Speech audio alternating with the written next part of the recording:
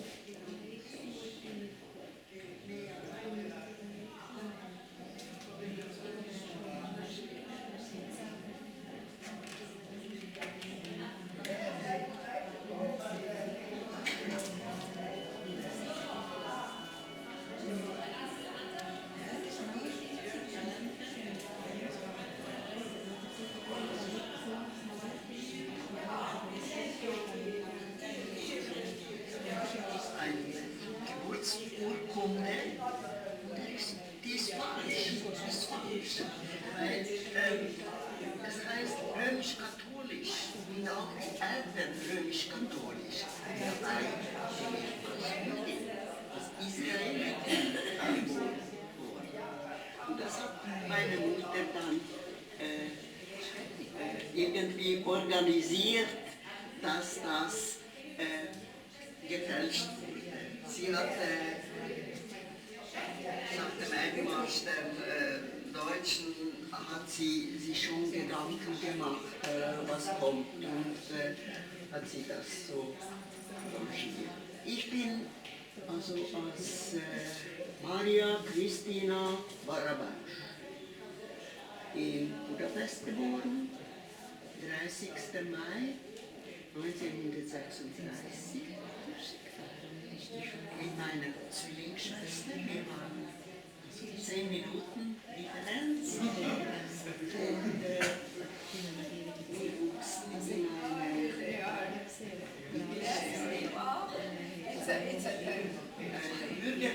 That's why when I saw you, I said, no, it's terrible because, but I like he wanted a picture where we all look terrible.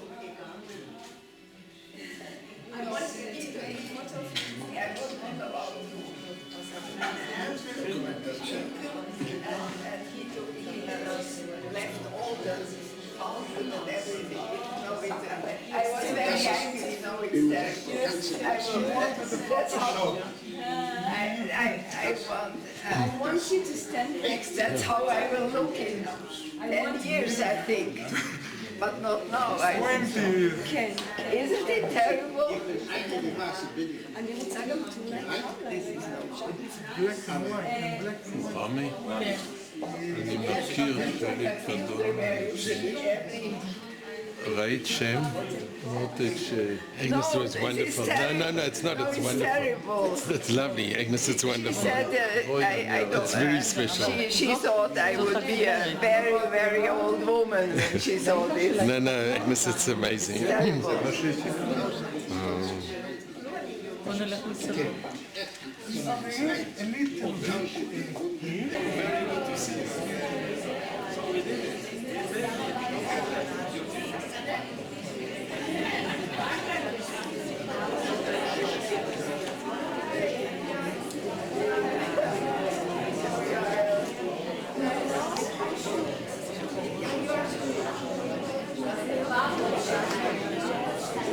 I love your name. Marcus, that's a fantastic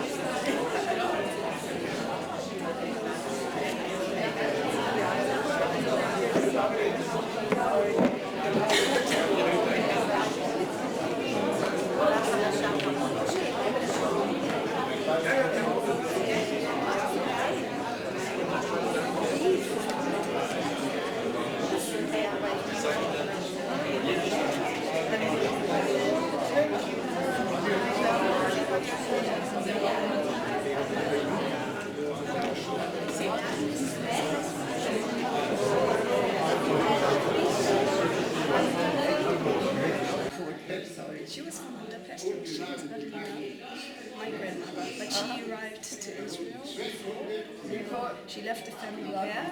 She came here because and I don't know what. I wanted to ask what language. What language? Wie Sie wollen. Auch Ich Ungarisch. möchte gern, das geht nicht. Ich kenne nur Igen.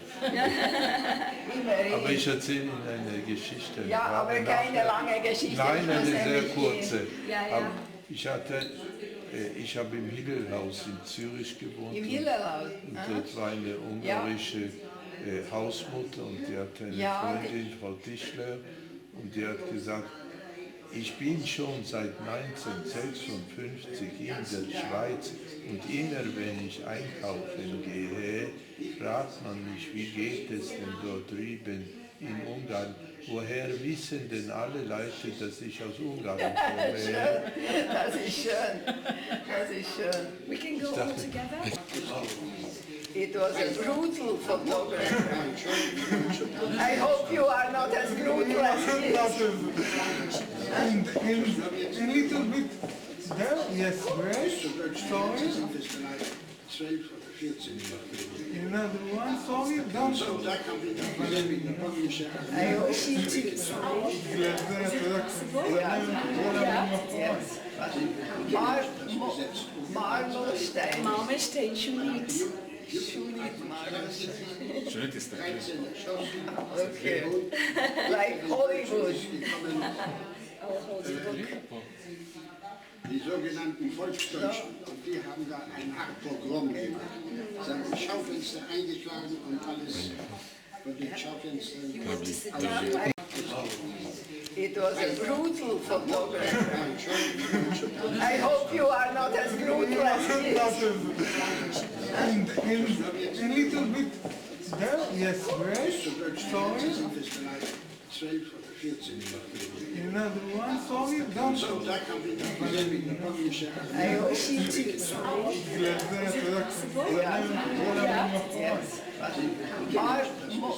Marmorstein. Marmorstein, Schunit. Schunit Marmorstein. 13 erschossen. Okay. Like Hollywood. Our holy book. Die sogenannten Volksdeutschen, und die haben da ein Pogrom gemacht. Sie haben die Schaufenster eingeschlagen und alles von den Schaufenstern. You want to sit down? Shalom and good evening, ladies and gentlemen. First of all, I need to excuse for my voice a little bit, not for shouting, but anyway. So, thank you for all coming to the opening of the exhibition, The Last Swiss Holocaust Survivor, at the Hach Museum at the University of Haifa. It is my honor to welcome Professor Ron Robing, President of the University of Haifa, Ambassador Jean-Daniel Brook, the Ambassador of Switzerland here in Israel, Rabbi Dov Hayun, Deputy Mayor of Haifa, Honorary Dr. Doron and Mrs. Miriam Ivnat, Miss Agnes Hirschi, the daughter of Karl Lutz from the Karl Lutz Foundation, Miss Yael Reiler, Council Attaché of the Embassy of Switzerland. This event and the showing of the exhibition, The Last Swiss Holocaust Survivor, at the Hach Museum is another wonderful expression of the cooperation between the museum, the Weiss Livnat International Center for Holocaust Research and Education at the University of Haifa, and the Swiss Embassy of Israel in Israel. This continued cooperation aims at raising awareness to the Holocaust and its lessons, and warning against the consequences of racism, xenophobia, and anti-Semitism, all of which have been on the raised global in recent years.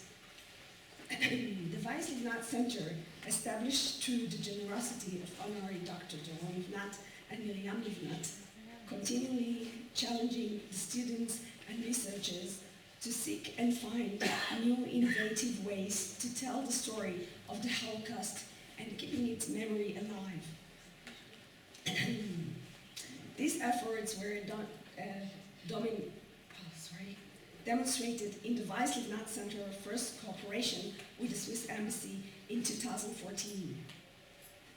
The students of the program explored ways to engage multicultural audiences with the Holocaust through the story of Karl Lutz, the first Swiss person to be awarded the title of Rages Among the Nations.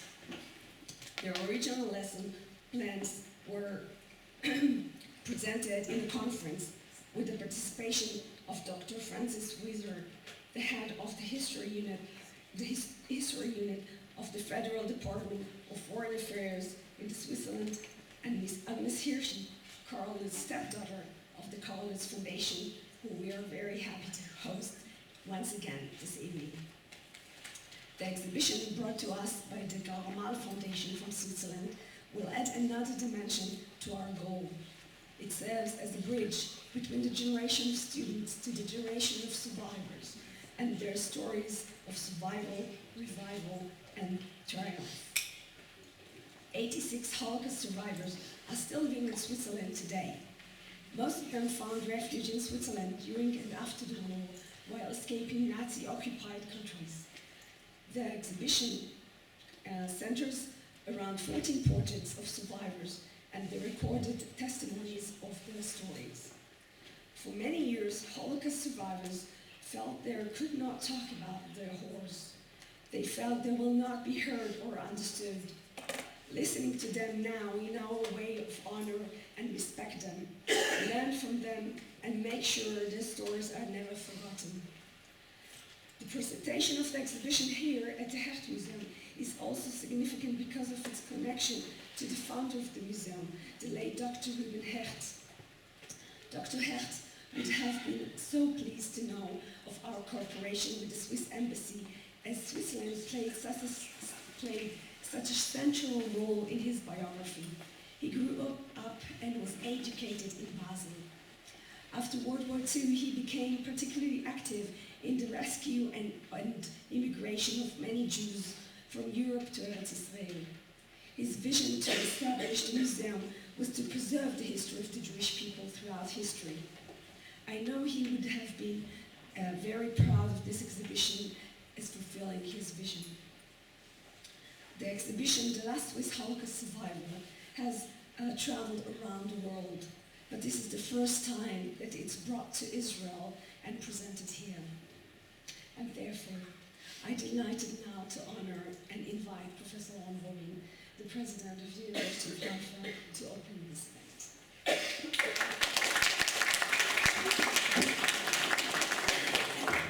Thank you. Good evening to our distinguished guests. Good evening to this wonderful audience who is here with us today. So let me try and connect the three aspects of this event today. The exhibition, the Weiss-Liefnat Center, and the university in general.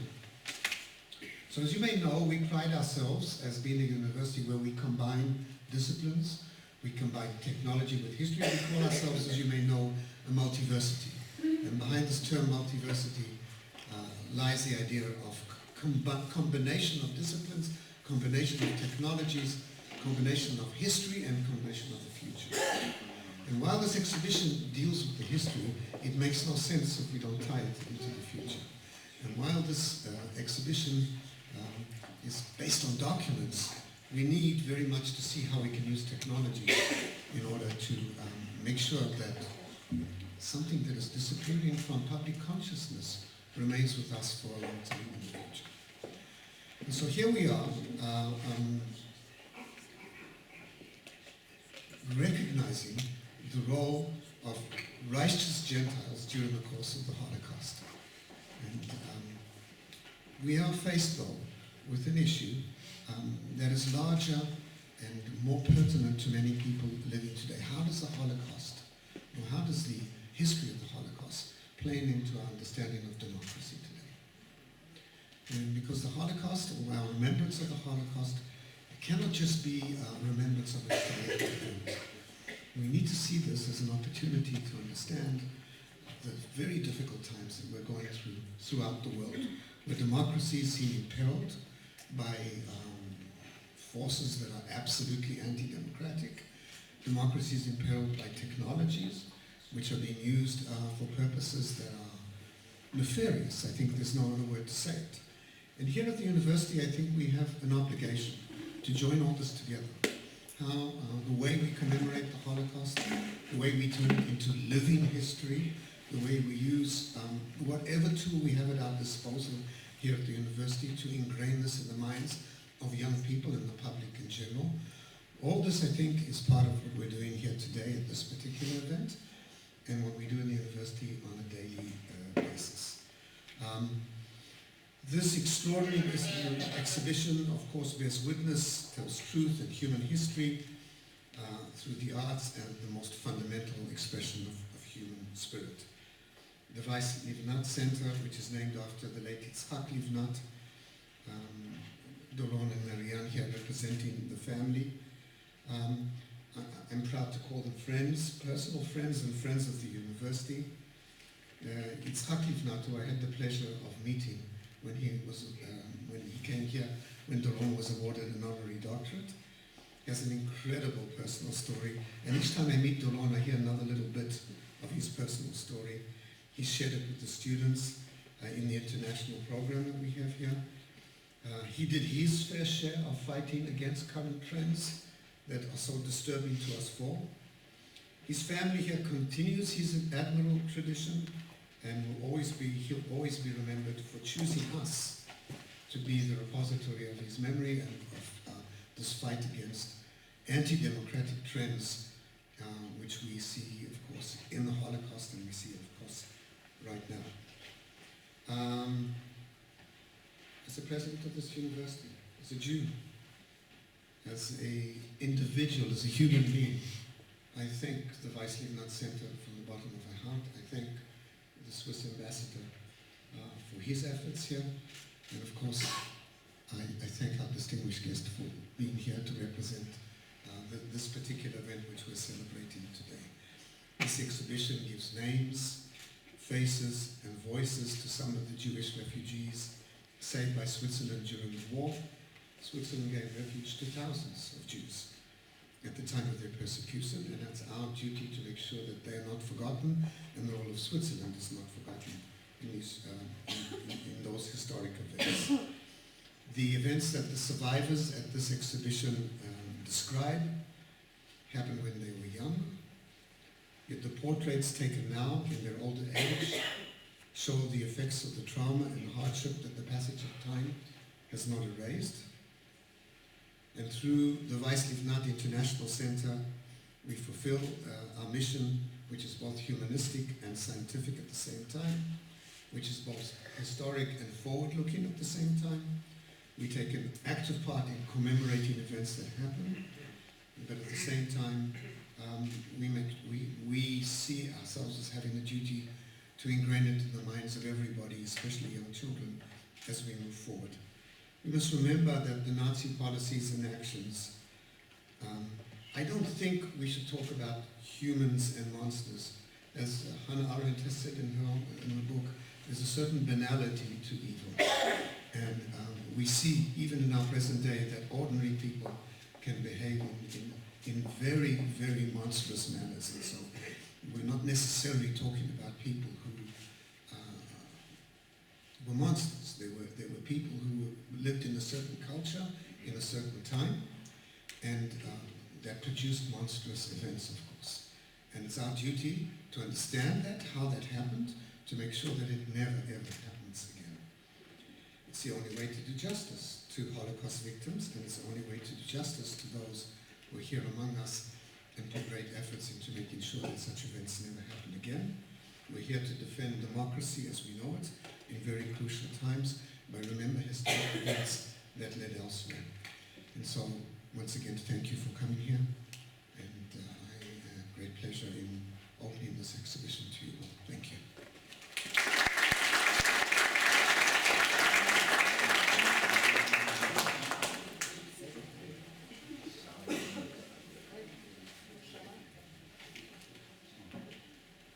It will get better.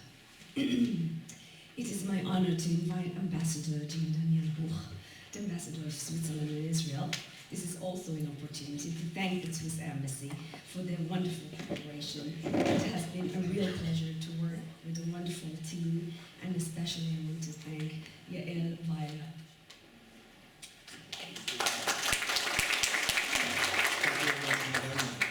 Professor Robin, dear Rabbi Hanun, Deputy Mayor of Haifa, dear Mr. and Mrs. Lifnat, dear Madam Hirschi, you and what your father has been doing has been an inspiration for me long before I had to deal with the Middle East, long before I was in Israel. I want to thank you really for cultivating the memoir of Karl Lutz, who has been saving without any order or instructions, and maybe even against the instructions of his government. They saved 62,000 Jews in Hungary during the Second World War. And the inspiration for me has been that listen to your heart, listen to the small, still voice which is telling you what is right, and don't ask too much for your hierarchy, what they want from you. I had the chance, which does not happen often in the career of a diplomat, to be able to implement these inspirations without too much asking around. When I found myself in Serbia in 1999 and then 2000, and when Serbia was ruled by a person who was indicted of genocide, the genocide of Srebrenica, whereby in 1 week in 1995, 8,000 Muslim boys and men were executed savagely. And the fact that I was there and I could support first bringing this man to jail and in front of the court, and then working for the court later on between 2003 and 2007, I could try to bring a little bit of justice to the victims of these atrocities. Eventually, unfortunately, he committed suicide. He died of a heart condition, but it was partly also his own deliberate choice. Thanks God, others who were his accomplices were sentenced to the harsher sentence, and the latest one last week was Radovan Karadzic, who got a life sentence. So during all these years, not only could I be inspired by the action of people like Karl Lutz, who sought not just justice, but also truth. But I was also inspired by what I remembered and what I knew of the Holocaust. My first memory of the Holocaust is really from the Swiss television when I was 10 or 12 years old, and one evening in a flagship program of news, which is still existing, they show the pictures taken by the Soviet armies when they liberated Auschwitz. And this is not what I said that night and the nights after, because these were such shocking images. But for a boy in his early teenage years, I think this is the best education you can get.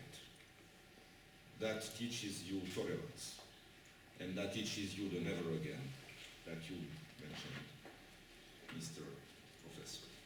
Then, of course, I visited Auschwitz several times, including one with the prosecutor of the Yugoslavia War Crimes Tribunal. It was a very, very moving visit. We had the feeling we were sort of continuing the work of justice which had been initiated by the prosecutor of the Nuremberg trial. And we found that this work of justice is also a work of truth because it helps to shape the facts. And it prevents people from inventing their own narratives or changing the reality according to their political agenda, and thereby endangering our democracy. I remember a few years ago I had a conversation with a former lawyer of this president who died in prison, Milosevic. And he started to argue about, yes, but you know, maybe it was not 8,000 victims, maybe it was only 5,000. And he made this kind of small calculations. And you see those people, they are always trying to use and abuse history for their own political reasons. Now, as you said, Mr. President, not just Europe, we've seen New Zealand also, is facing a surge in hate speech. Some of it, many of it, a lot of it, too much of it, directed also against Jews. And that definitely threatens our democracies. Incitement threatens our democracies. From my experience, what I can say is that what can save democracy is courageous leaders who do not necessarily listen to their electors but to their conscience, as Carlos listened to his conscience. And also media, including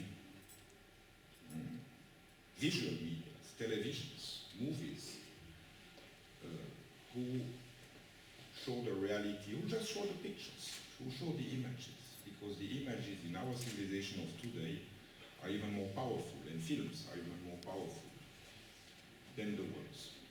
I believe that there should be no schoolboy or no schoolgirl in the world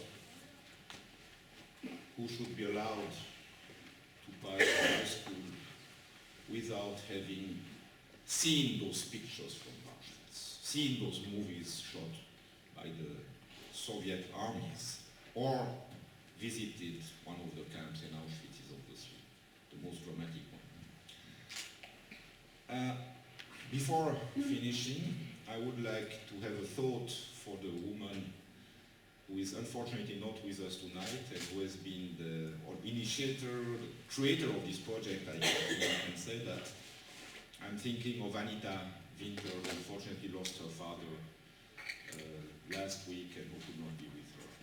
So I think we can express to her all our sympathy and also how grateful we are for what she has been doing. Thank you very much for your attention.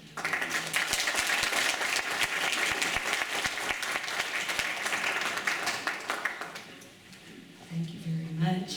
I would like to invite Professor Robin actually to give a small token for our appreciation and our wonderful partnership with the embassy and ambassador. So please.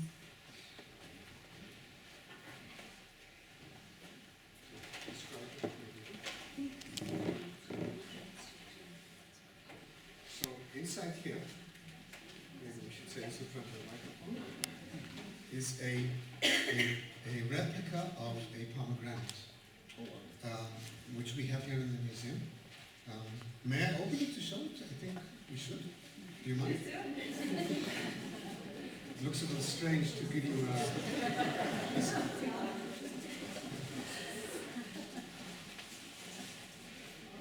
There it is, for everyone to see. And pomegranate in Jewish tradition has many meanings. Some of it is to be fruitful.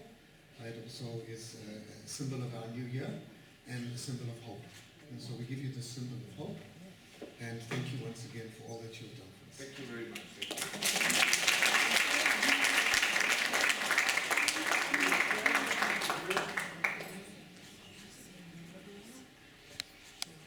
Okay, thank you very much.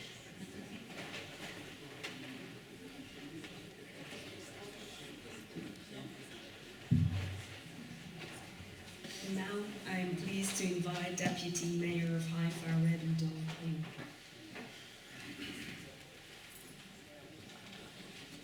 Good evening, Professor Rubin, founder of the President. Good evening, Switzerland Ambassador, Mr. Jean Daniel Roch, and Mr. Doron Livnat, Dr. Doron Livnat, and good evening, everybody. To be here is a great honor to me, because I think when you think about the Holocaust, you think about Germany, about Polish, but not about Switzerland. And the story, it's a new story for me. And I think, and Professor Rubin and the Ambassador said it's very important to know all the story. Now we are 76 years after the Holocaust. And the last survivor was the kid or young kid, 76 years after the war. And now it's the end of this generation. And we need to keep the memorial, the story, to the next generation. When I was a youth or young kid, we learned about the Holocaust from the survivor. We've been with them in Auschwitz, in Birkenau, and we hear the story from them.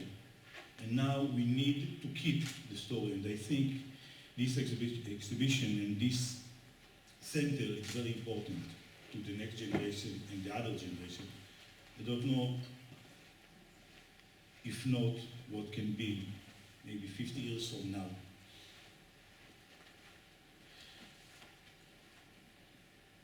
When people come to my office, I have only one picture in my office. And the picture is the picture of my great rabbi. I call him my rabbi. I didn't know him. It's not a rabbi. His name is Henry Goldschmidt. You know who is Henry Goldschmidt? Henry Goldschmidt is Janusz Korczak. This is his name. This is my hero. And when I finish the army and I educate kids, this is the picture that with me all the time in my office. And now also in my office in the municipality, only one picture near my table, Henry Goldschmidt. And why? Because people ask, this is your grandfather? I say, no, this is my great hero. And I tell them the story. And like this, I think also the story about Karl Lutz and the other people, the great people, well people. This is a story that we need to keep, to teach each other and to teach our kids to the next generation. Also, like Mr. Jean-Daniel Roch, the ambassador, said, we need to learn from them, to learn to help and to keep the world better, because it can be again. We talk about Serbia, we know what happened in Syria and in other places on the world. We need to keep. And this story, this exhibition is very important, and this center is very important. And also, when you think about Holocaust, you need, all the time we speak about Europe also, we need to research about North Africa. It's been there also. Thank you.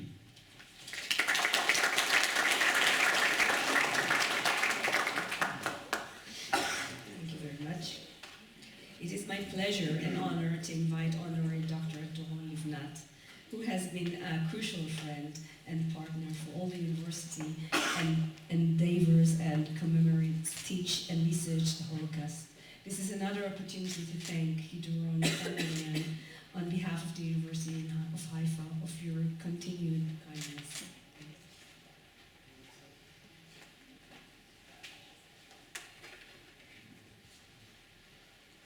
Good evening.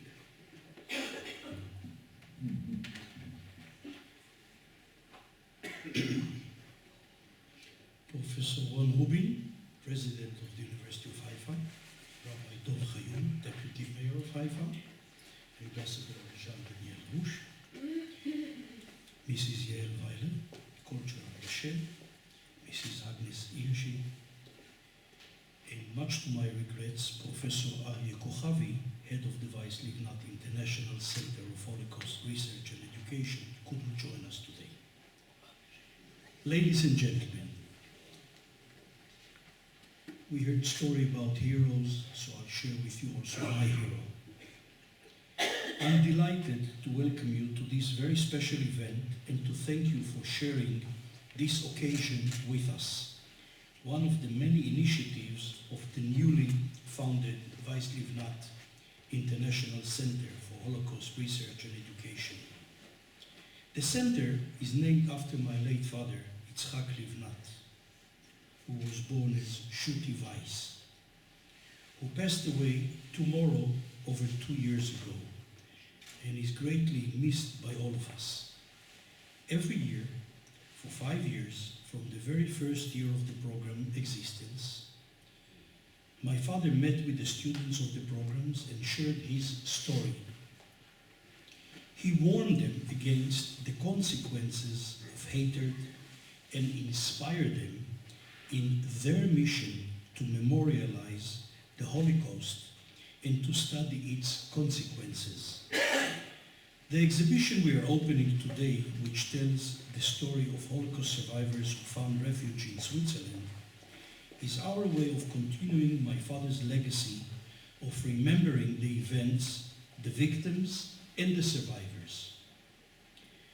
My father was born in Schuttiweiss. He was only 14 years old when he was sent to the Auschwitz-Birkenau death camp in Poland from his hometown Nőszeres in Hungary.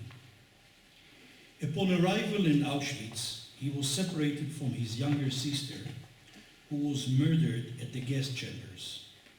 After being condemned to death, he was saved by a couple who put him in a different barrack so he would escape the fate of the other children he had previously been with.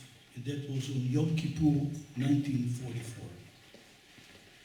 On January 1845, he was forced on the death march from Auschwitz to Mauthausen, a distance of more than 500 kilometers in minus 10 degrees and snow up to his knees. On a subsequent death march to Gunskirchen, he was reunited with his father, only to lose him to typhus a little while later. All alone, my father was finally liberated by the American army. However, my father's turbulent experience didn't end when the war did. He returned home to Hungary, only to find that his house was occupied by a Hungarian family and to be confronted by a woman who wouldn't let him in.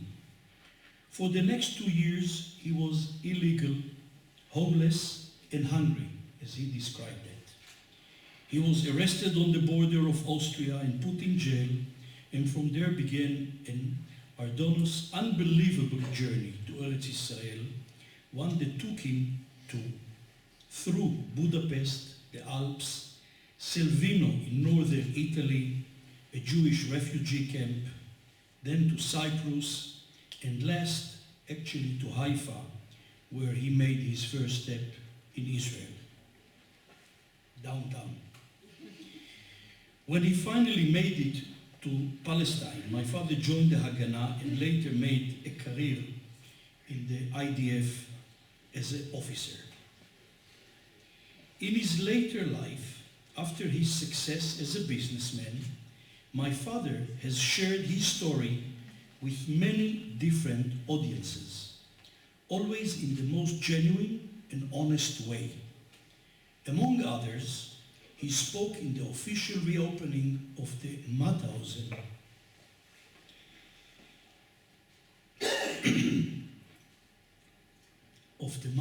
Museum to 8 European presidents in attendance.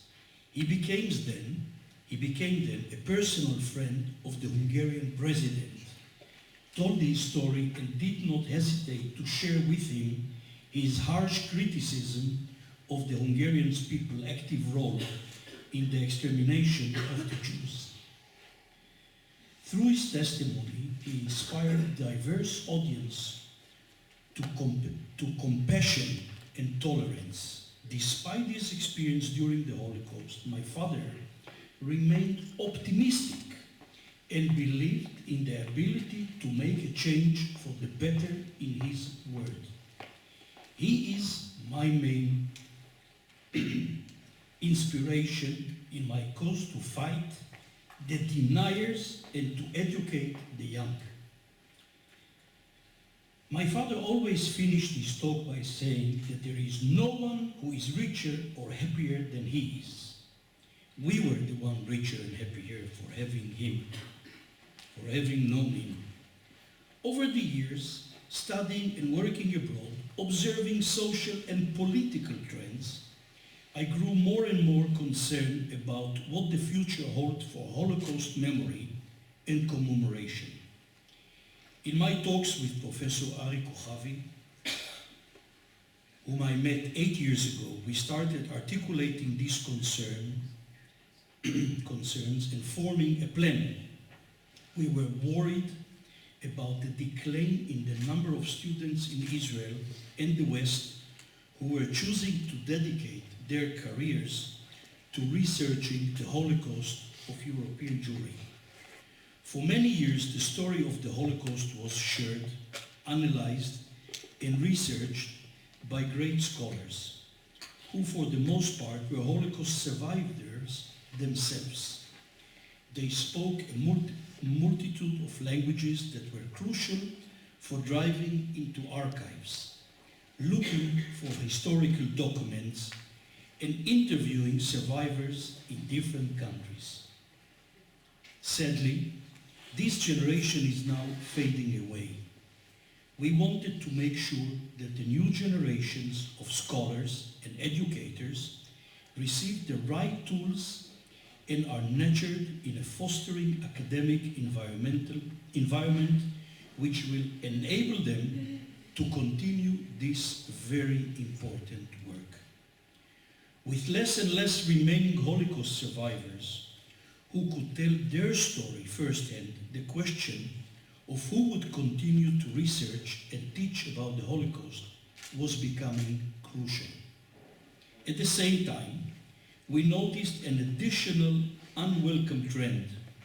New undesirable narratives, as you mentioned, about the Holocaust began to take center stage, first in countries that were formerly a part of the Soviet Union and later in additional countries throughout Europe.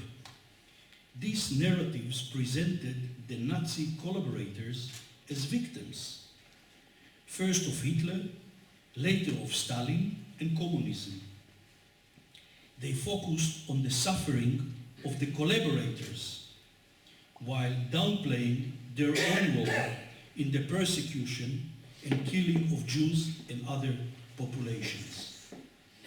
Sadly, these trends have continued to expand and intensify, in many places becoming the bon ton, part of the common public discourse, with grave and costly consequences to the true memory of the Holocaust. We know from experience that political interests and policy agendas influence public discourse.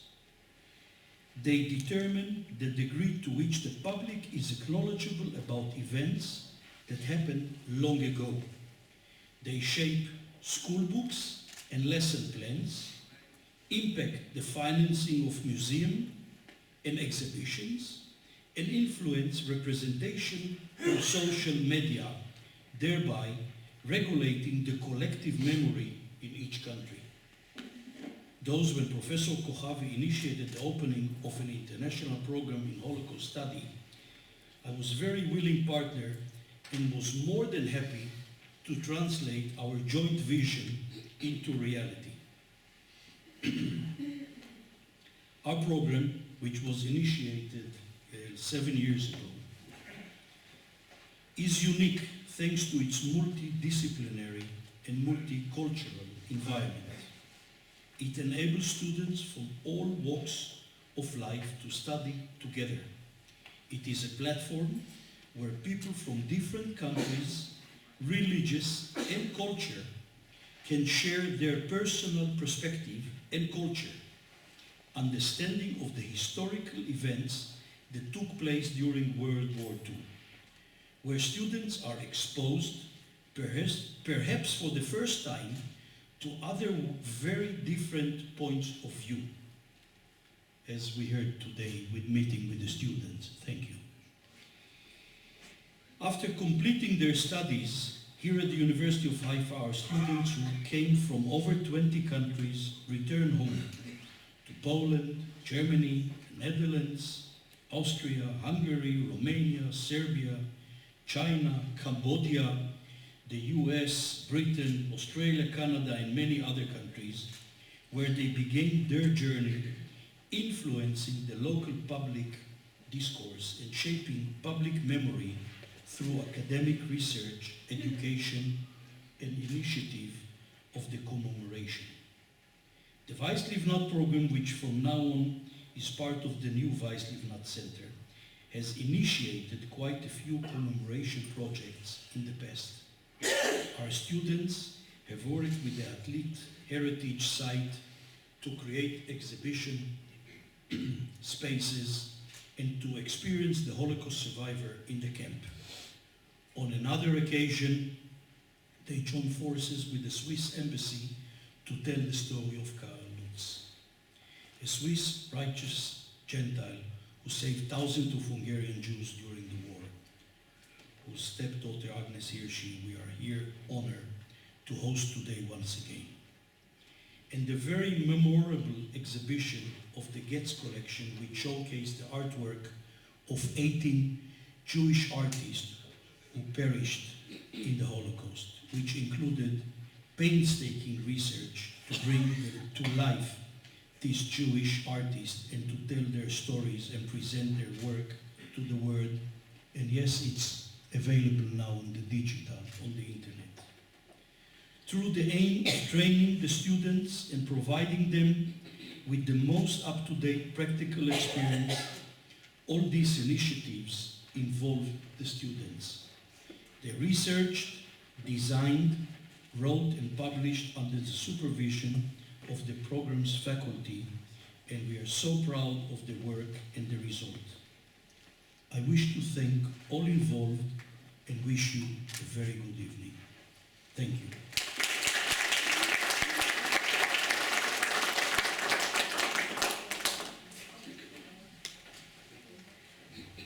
Thank you very much. I am very happy to invite our special guest speaker, Ms. Tippi Gongros. Ms. Tippi Gongros is a renowned psychology, author, radio and television personality who has won many awards for her books. Her book, Nobody Child, is an autobiographical novel that she was also brought to stage by Tuna Theatre. The exhibition today depicts the long-lasting effects of the Holocaust, and we thought that Ms. Gongros' stories as a daughter of a Holocaust survivor would be a fitting complement to this event. So, please.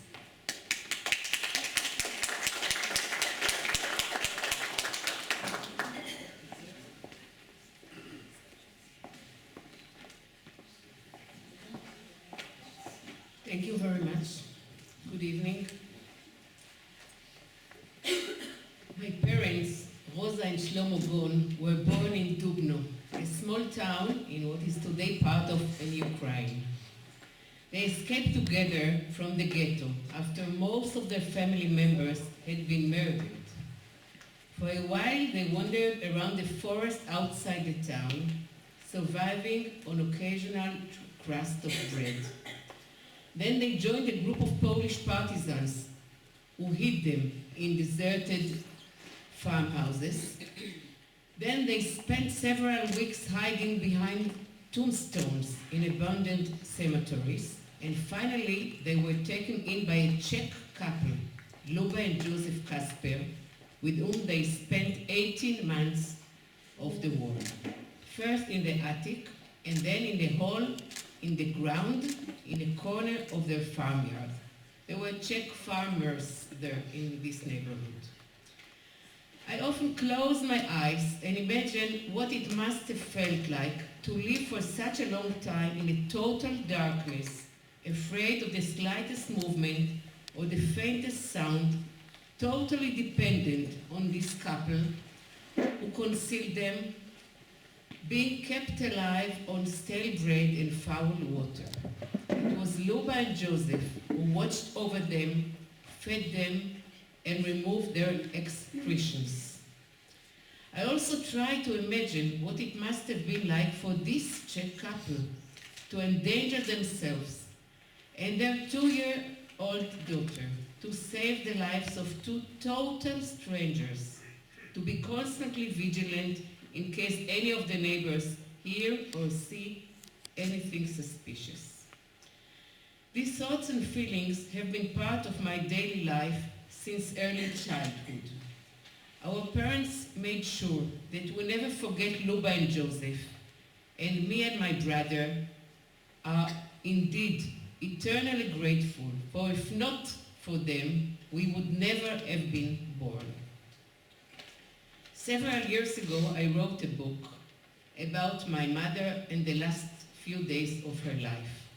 The book is called Nobody's Child, or Nobody's Child Anymore in Hebrew, and I would like to read a short chapter from this book, to read a short chapter to you. This is the book that I wrote that was published here. The name of the chapter is Young Couple.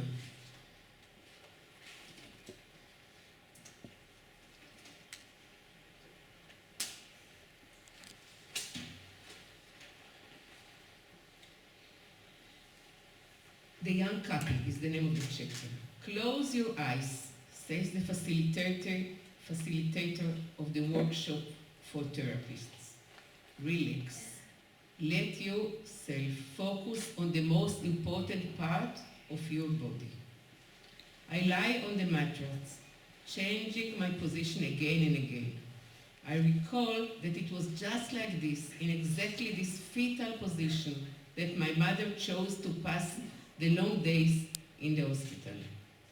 I wander along the parts of my body from the inside, avoiding my head, stroking my neck and shoulders, scanning the chambers of my heart. Drawn like a magnet to the folds of my belly. The womb, there is no escaping it. For me, the womb is the center of the body. The womb is the center of gravity. The womb is the center of equilibrium. The womb is the part that enables me to fly. The womb is wings. My mother used to say Rachmanut, which means compassion, and comes from the same root as Rechem, womb in Hebrew. She used to say Rachmanut when she wanted to express helplessness, care, and also love. My mother and I had the womb in common. The day I first got my period, the day when I take her to my gynecologist and leave the room when it's time for the examination. I thought I wouldn't be able to have children, she tells me about the months of hiding. I didn't get my period. My teeth fell out too, she said, because she is aware of my embarrassment, and I didn't dare to ask if they slept together. A young couple, the day after their wedding, trapped in forced intimacy with other people, urinating and defecating in a shared chamber pot that alternates as a pot for the potato peels and the leftover pieces of bread. The heel of the bread is called in Hebrew neshika, which also means kiss. When I was a child, neshikat shoah, the Holocaust kiss, is what I call the crust of bread my mother and father passed from mouth to mouth for days then. The way a mother bird feeds its tiny chicks from her beak. They saved the leftover pieces in their faded clothes so that they wouldn't dry out. Saved crumbs for the day Luba Kasper would tell them they should leave. I wonder, did they kiss in that pit? Did they touch each other in that stench? Did they embrace each other? During the Shiva, the 7 days of mourning, Grishka, a friend of them from Dubno, brought me a picture I'd never seen before.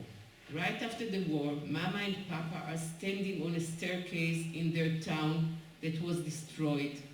Both are very thin, dressed in black, my mother's bulging belly indicating new life. Every time I browse through the album I put together after she died, I'm drawn to this photograph. I wanted to have an abortion, she tells me in a moment of closeness. But Dr. Grinsweit, you know, the Jewish doctor from Dubno, wouldn't hear of it. Too many Jewish babies died. I won't kill another one, he said. And so he saved my brother. At night, I dream that Mama is living in the hospital, almost completely covered up, her hair black, very calm. Papa is sitting on a chair beside her bed, looking just the way he does in the tiny picture hanging on the tree of photos in her living room. Tall, healthy, silent. A turquoise plastic strip is tied around my mother's ankle, and I have to cut it off when the time comes. An indication strip, like the plastic bracelet they put on babies when they are born. An infusion tube, a lifeline, a cord. Only the scissors in my hand will signal the end. Do I cut it? I don't want to stop writing about Mama, don't want to part from her. I have to need the memories over and over again, but the smell of morning and the torn black clothes fill my nose. I have to knead the bread over and over again so it won't dry up, repeating out loud Mama's sardonic remark so it won't lose its intonation. What are you talking about? She asked Shlomit, my daughter, who promised Mama she would come regularly to water the plants until Grandma comes back home. What are you talking about? I muttered to myself, imitating her cynical remark, said with her last ounce of strength. I'm not coming home. The plants will be yours. Years ago, when I took her home from a doctor's appointment, she emerged from her armor for a minute and dared to ask for something. Just promise me I won't have to leave the house, that I will stay here. I want to die in my own bed.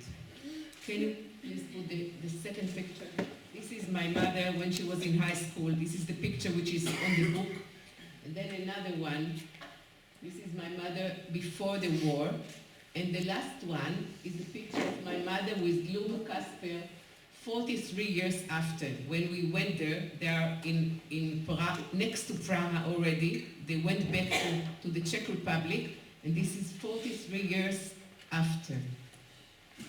I think that this last request of my mother, that she wants to die in her own bed, might have indicated her need for a place of her own after the humiliation she experienced in the crowded ghetto, the lack of privacy when with the partisans, and the filth and strength of the hole in the ground in the Kasper's farmyard. I often tell the story of my parents' experiences during the war and how they survived because of the bravery of Luba and Joseph.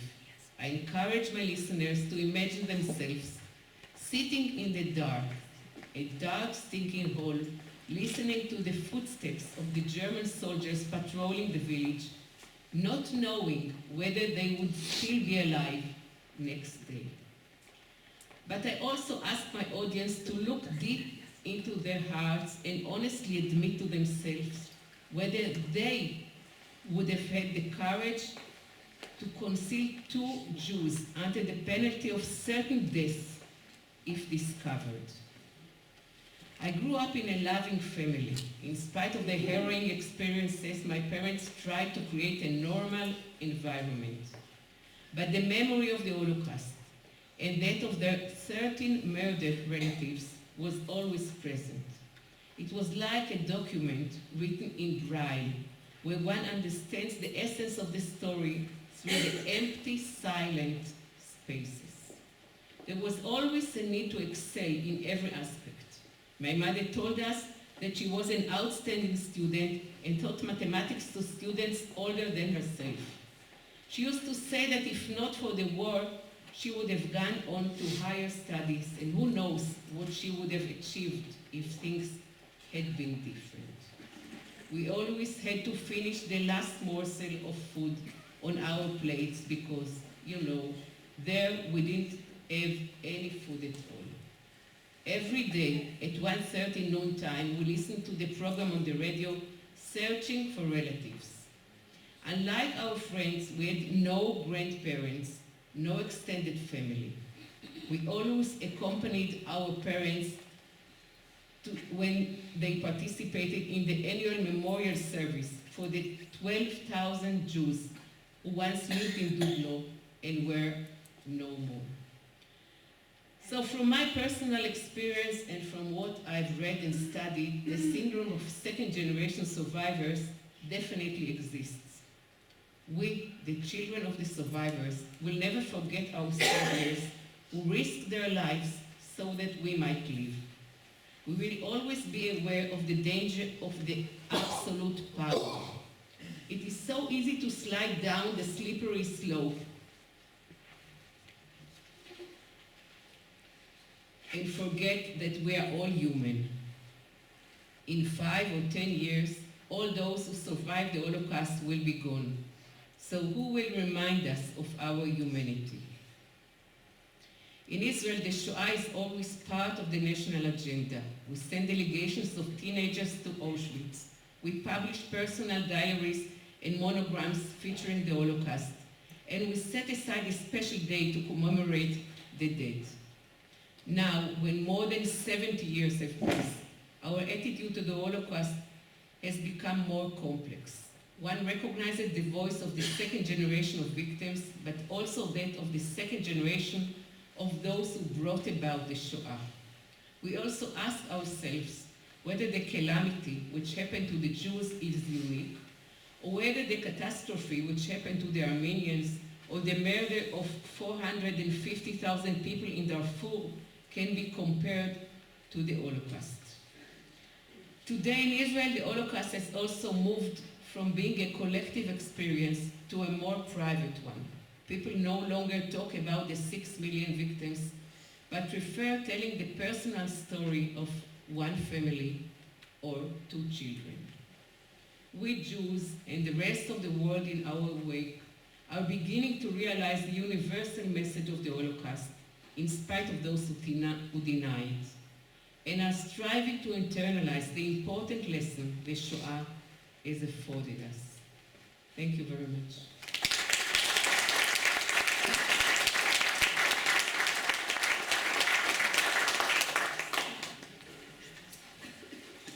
Thank you very much.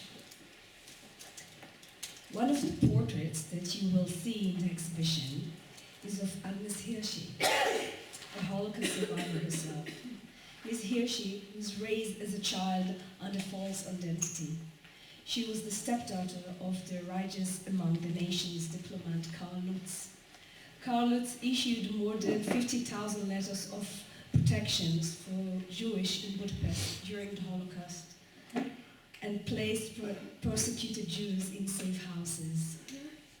Ms. Hirschi, together with Charlotte Shelley, interviewed the survivors protected by Mr. Lutz, now living in Israel, Switzerland, Hungary, Canada, the UK, the United States, and put them all up together in a book which is called Under the Swiss Protection, Jewish Eyewitness according from Wartime Budapest. I am pleased to invite Ms. Hirschi, that she's here with us.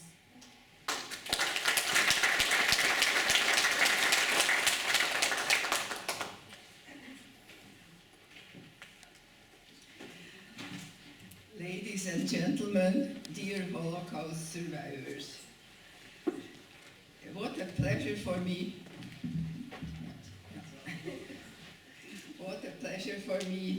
to be at this very moving event, hearing the stories of survivors, and to be in Haifa, where a street was named after my stepfather Karl Lutz already in 1959.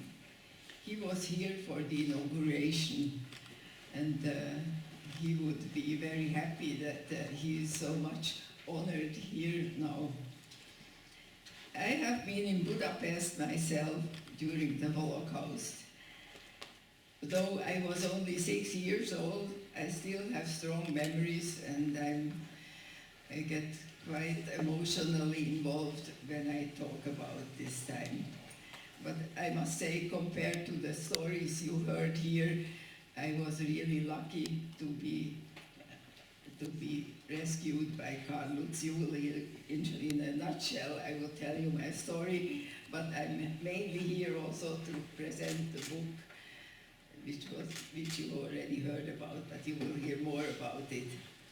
My parents were Hungarian and Jewish, but I happened to be born in London, so I was a British subject. After the German invasion of Budapest, of Hungary, in March 1944, as I was a member of a country in war with the Nazis, I was in great danger. So my mother went to see Karl Lutz, who was in charge of the British interests at the Swiss legation in Budapest, and he was asking for help. My mother was a beautiful woman, and Karl Lutz found her very sympathetic, so he said he will do a little more for her than just to give her safe papers. He spoke to his wife, and a few weeks later we could return to see Karl Lutz, and he told us that he would employ my mother as a housekeeper in his household in Buda. His residence was in Buda. Many of you know Budapest, I guess. That's the old part of Budapest. It was the former British legation, because all the countries in war had to, the representatives of the countries in war had to leave Budapest when the Nazis came. So he had his office in the former American legation. So that was in summer 1944, and we moved to Buda. The siege of Buda, where the Lutz family had his residence, was terrible, much worse than of pest, and it lasted 3 months. From November 1944, bombing was practically non-stop. In the middle of the night we would be awakened. I would take my doll and go down to the bomb shelter with my mother. There were 30 people with us in that bomb shelter, personnel of the legation, some British subjects who lost their apartments and who came asked to be with us, and some Hungarian policemen for our protection. So in November, the bombing became even worse, and from after Christmas we had to move permanently to the bomb shelter. Food was scarce, and as the war lasted much longer than expected, the situation became quite terrible. Up to the end, we were liberated in mid-February, while Pest, the other part, was already liberated almost a month earlier.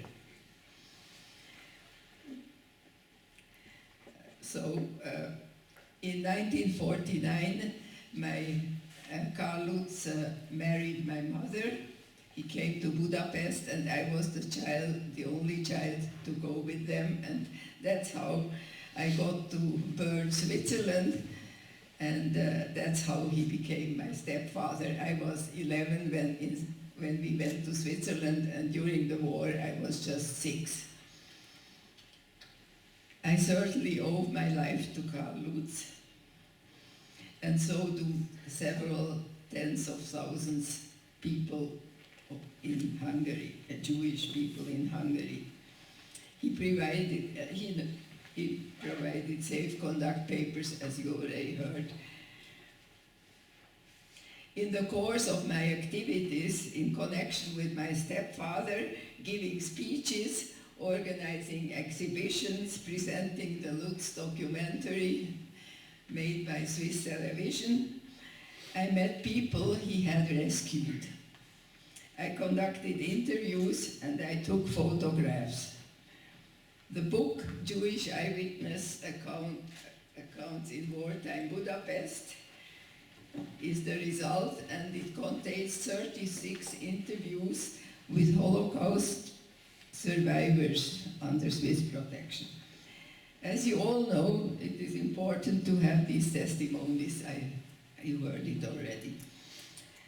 During his lifetime, my father rarely met people he had rescued. Why? He was a bureaucrat, and he did a wonderful job in his office and organizing the rescue activity, but people didn't know him. He was in the background. They sometimes knew that the Swiss helped them, but they didn't know it was Karl Lutz. That's why many people who got a protective letter didn't know his name.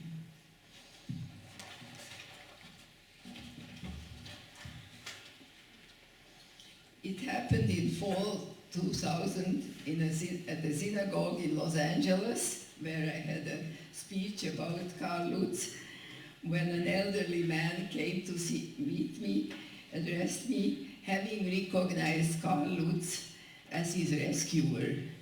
He was in tears. He told me that he owed his life to the Swiss protective letter. And this moving episode was my first encounter with a Holocaust survivor.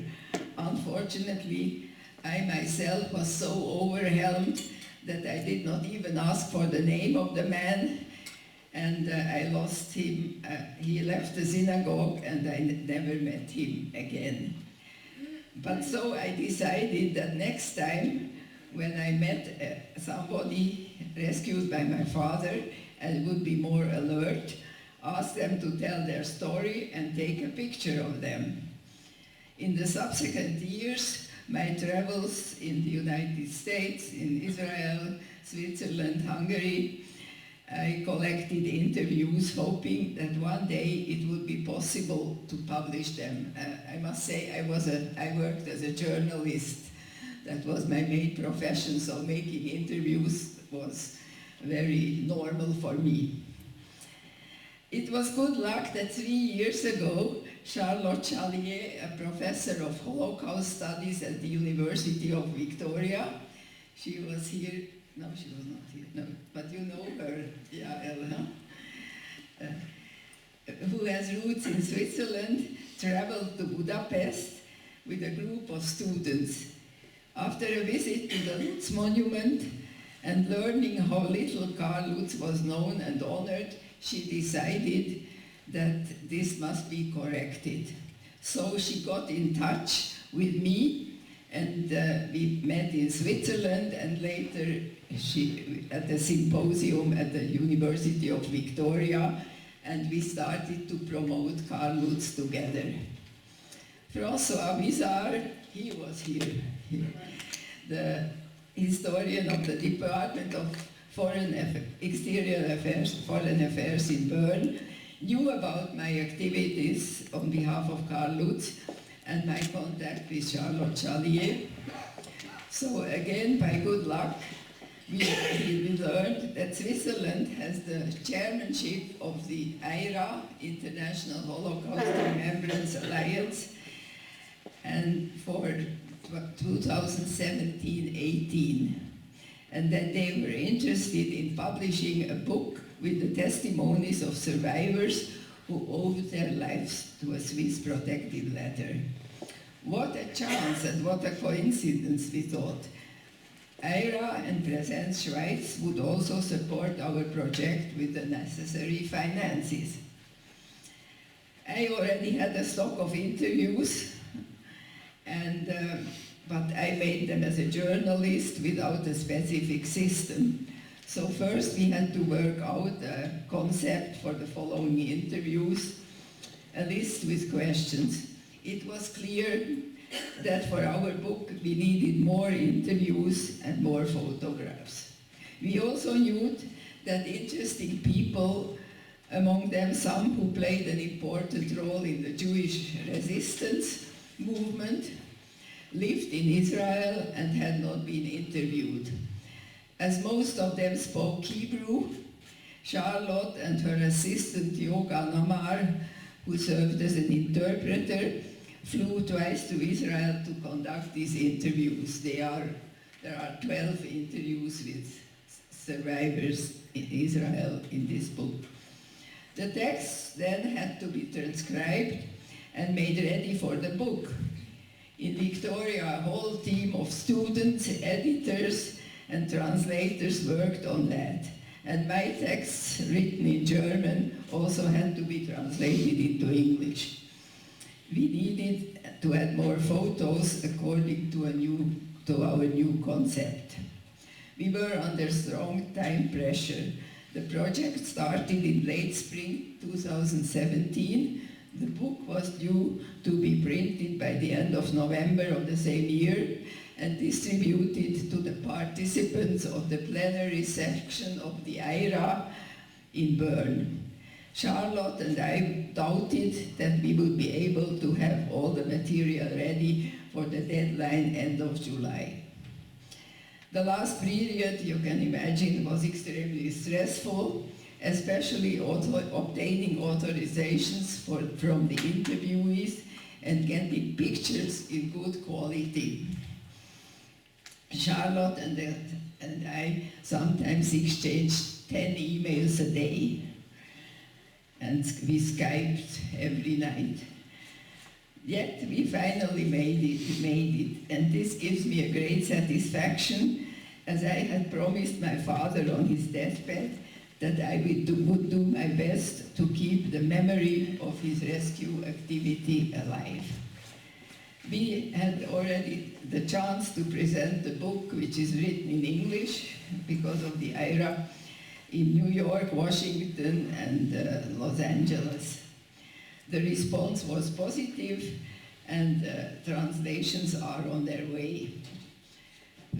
The Hungarian version will come out in about 2 months. It's already ready for print. And we are working on the German translation. The Limmat Verlag in Zurich will be the editor, and it seems that if everything will be like we hope, it will come out in next spring in German. And it would be wonderful if it would be possible to have an edition also in Hebrew, as more of 1/3 of the survivors have been interviewed here and are from Israel. Thank you very much.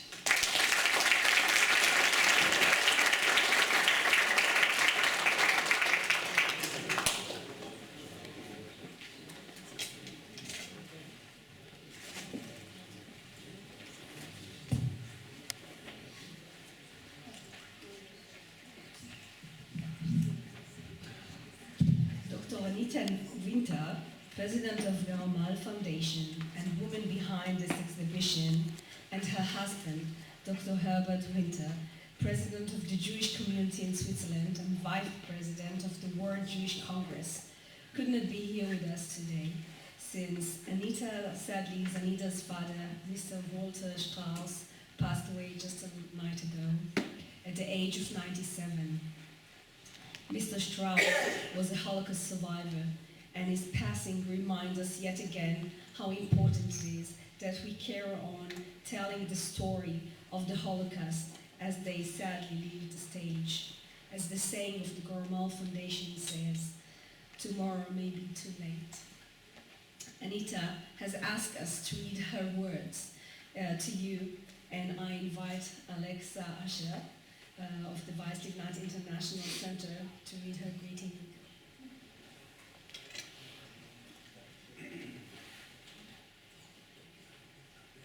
Excellencies,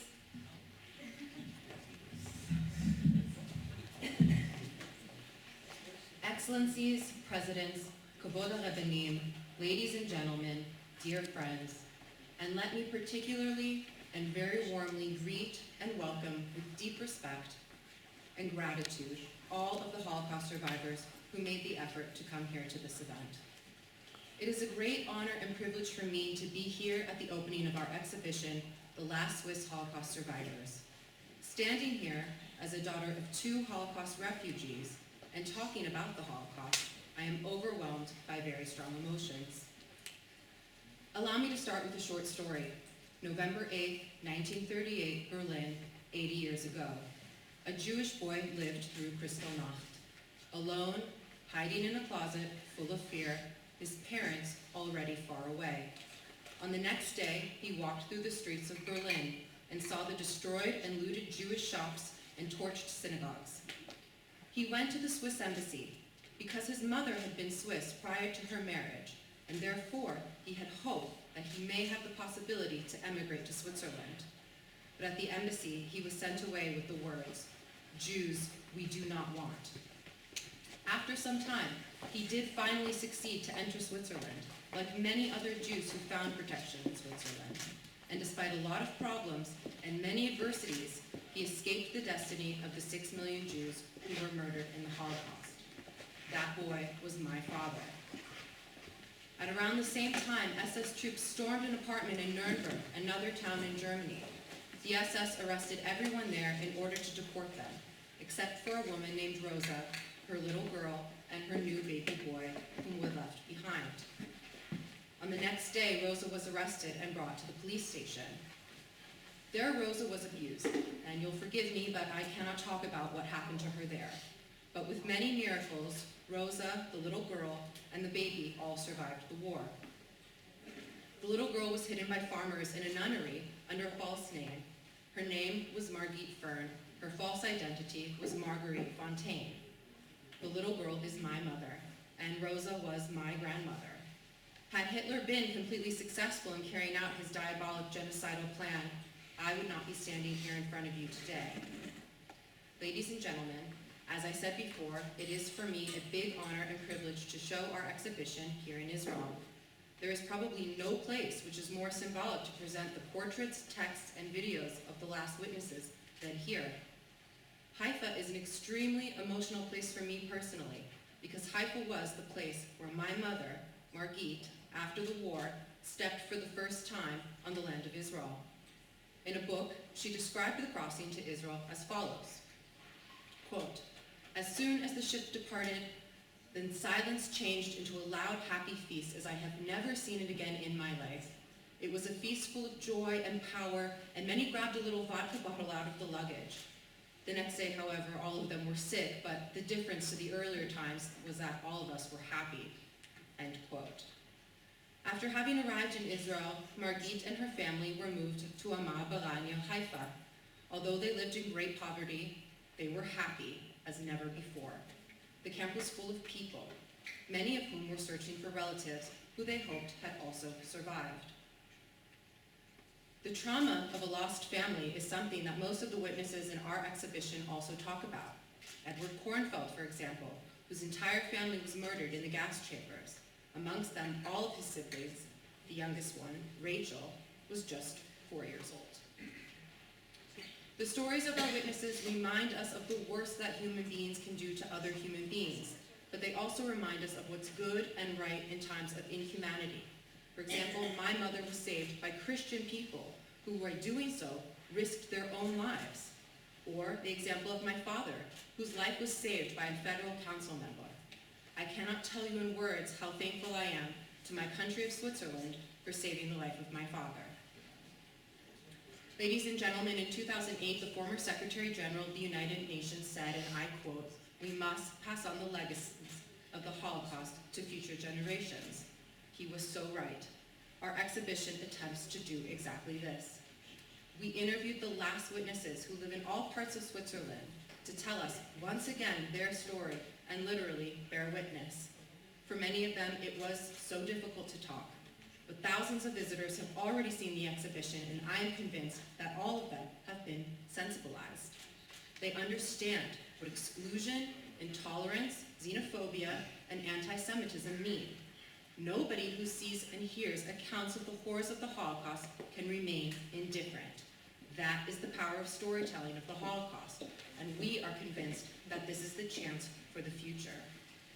At this very point in time, when the last contemporary witnesses die on us, we must strengthen the remembrance work. We owe it to the victims, but we also owe it to the younger generations and future generations. Ladies and gentlemen, before I close, let me express my warmest thanks to the Swiss Foreign Ministry for their enormous support of our exhibition and their tireless efforts in the 2017-18 chairmanship of IRA, the International Holocaust Remembrance Alliance. My thanks also go to Ambassador Ruch, Yael Villers, Yael Granot, Shunit Murmelstein, and Anat Vaino for their dedication in organizing our exhibition here in Haifa. Let me end with my following thoughts. It is important to remember, never to forget, never to be indifferent, and never to be silent, never. Thank you so much. This is my conviction from the bottom of my heart. I thank you.